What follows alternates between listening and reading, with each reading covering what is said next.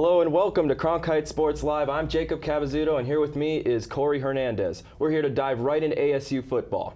So Cory, this defense, ASU's defense has really struggled lately, especially in their latest loss 52 to 45 to Texas Tech.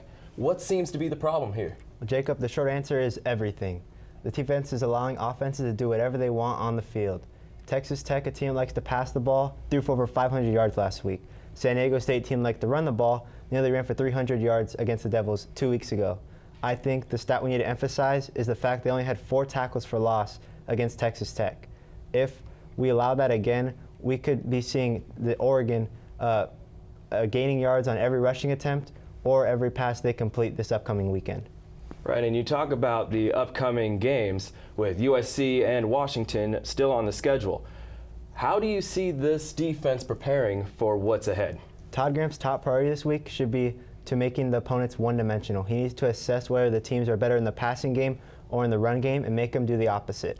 For example, Washington this week, Jake Browning's an outstanding quarterback who has a touchdown to interception ratio of 8-1, and he was almost a Heisman finalist last season. Now, if they can exploit that Huskies run game, and who hasn't had a rusher surpass 60 yards this season, I think that could allow some momentum and carry them on to the remaining games in the Pac-12.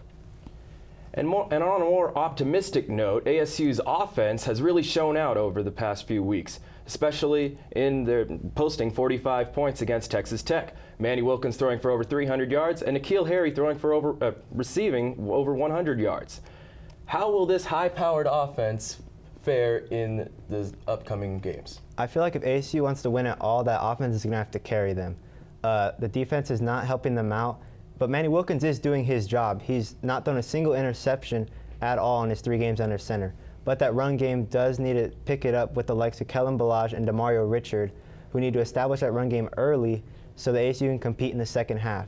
With 4 out of the next 5 opponents being in the top 25, I do think the odds are stacked against the Devils. But if they can compete and lose a hard-fought battle against Oregon this weekend, I think the rest of the losses against the Pac-12 teams won't be so bad. Thank you, Cory. Well, that's all the time that we have here at Cronkite Sports Live. If you need any more information on Cronkite Sports, visit cronkitesports.com. I'm Jacob Cabezudo. That's Cory Hernandez. Thank you for joining us.